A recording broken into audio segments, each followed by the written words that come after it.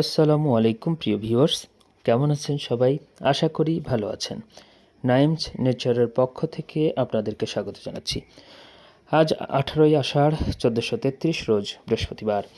আপনাদেরকে সাথে নিয়ে ধান চাষের প্রাথমিক ধাপ, বীজতলা তৈরি ও বীজ বপন প্রক্রিয়া আপনাদের সাথে শেয়ার করব। আমাদের সাথে আছেন কৃষক আব্দুল সালাম চাচা। বীজ বপন প্রক্রিয়া আদ্যপান্ত জেনে নেওয়া যাক তারই কাছে। আমার নাম মোহাম্মদ আব্দুল সালাম, আমি একজন কৃষক। চাচা কিন্তু আমাদের প্রতিবেশী। আপনারা সবাই জানেন এখন খরিফ টু মানে রোপা আমনের মৌসুম। ধান আমাদের প্রধান ফসল এবং সেটার প্রথম যে ধাপ সেটারই প্রস্তুতি নিচ্ছিলেন চাচা। এটা কি ধানের কথা বললেন চাচা? এটা বিড়ি 51 অফিসের বীজ। অফিসের বীজ অফিসে পাইনি, দোকানটা কিনতে গেছে। আর এটা হলো বিঘে প্রতি কতটুক লাগে এটার চারা? ও বিঘে 10 কেজি দিলে 1 বিঘে হয়ে যায়। 1 বিঘে হয়ে যায় না? বীজ দিলে 1 বিঘে হয়ে যায়। আপনার এখানে কতটুকের মধ্যে আপনি এখন বীজতলা তৈরি করবেন? এখানে আমি 10 শতক জমিতে 60 কেজি ধান ফেলছি। আচ্ছা, তো এটা কতদিন সময় লাগবে আপনার? এটা আমি 25 দিনে ধানের বীজ দিলে ভালো, ছোট ধান লাগালে ভালো হয়, ফলন ভালো পাওয়া যায়। এবার তো আষাঢ় মাসে বৃষ্টিপাতের পরিমাণ মোটামুটি ভালো আছে, সেক্ষেত্রে কি আপনার বীজতলা তৈরিতে এক্সট্রা পানি সেচের দরকার আছে? না, এক্সট্রা পানি দিয়ে তো ধানে বীজ দিয়েছি, যদি অতিরিক্ত হয় তো কেটে দেবো, বাড়িয়ে দেবো। যদি লাগে তো নিজের মোটর আছে, মোটরে দেবো। আচ্ছা, ইনশাল্লাহ।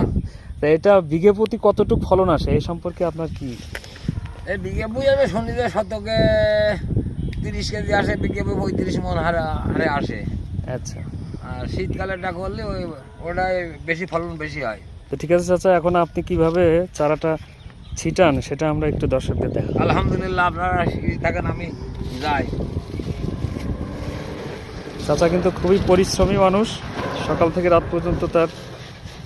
একটু বড় চাচাটা ওই বেনামাজির একটা গজল গেয়ে দেবো আপনাদের উপহার হিসাবে।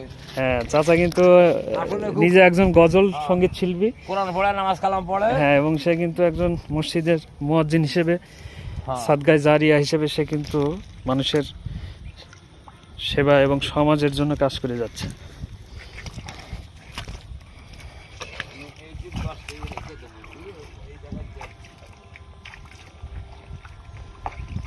বিসমিল্লাহির রহমানির রহিম।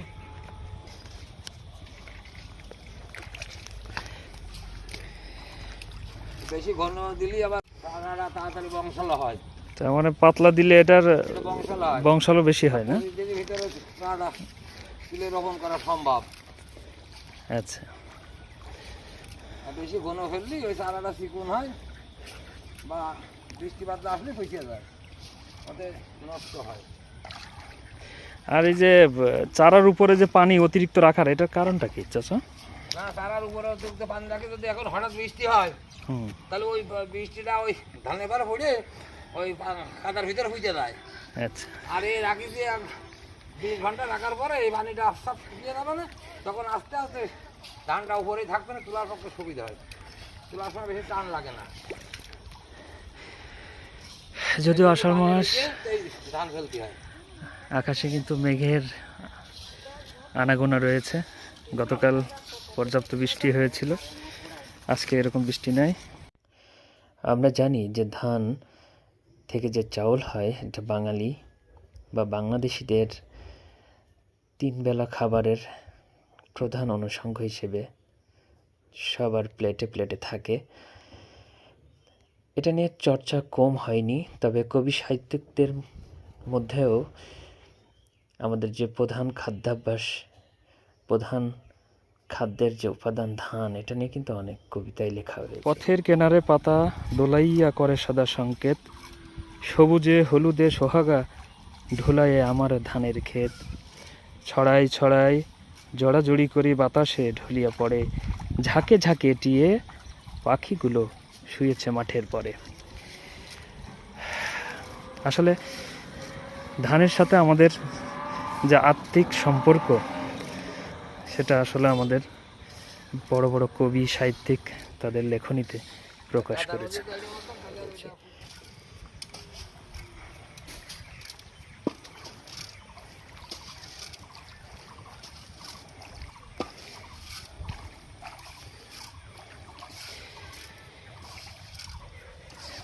দেশের মূল চালিকা শক্তি ধানের এই উৎপাদনকে সচল রাখতে যে কৃষক ভাইয়েরা এবং যে মানুষগুলো কঠোর পরিশ্রম করে যাচ্ছে তাদের মধ্যে অন্যতম আমাদের এটা হালাল পরিশ্রম, চাচা। হালাল টাকা।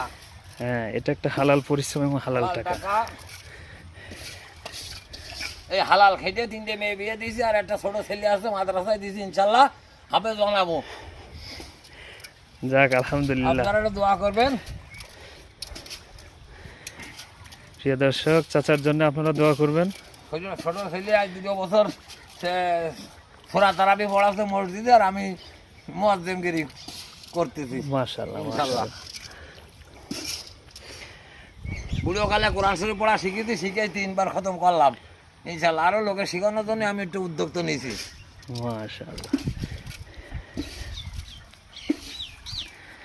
চাচা কিন্তু এই চারা রোপণের বীজতলা তৈরির প্রক্রিয়ার মাঝখানে আমাদেরকে কথা দিয়েছিল যে আমাদেরকে ছোট করে একটা গজল শোনাবে। আমরা কিন্তু শেষে একটা গজল কোরআন শুনবো শরীফ, ইনশাআল্লাহ। কোরআন, নবী শুনে নবী, সব রকম সব নিজস্ব গজল। রাত্রি থাকি ওই কাজে।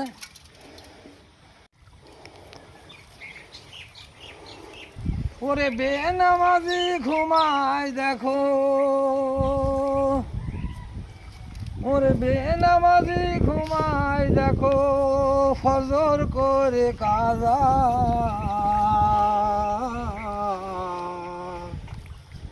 এমনও তো হতে পারে তোমার জোহরে জানাজা ভাই গো, জোহরে জানাজা।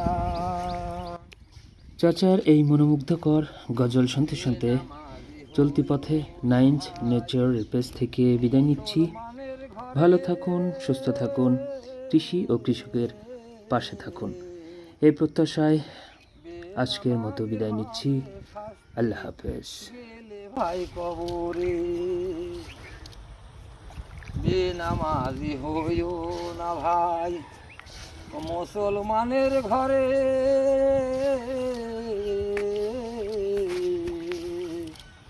বেনামাজির হবে শাস্তি গেলে ভাই কবরে।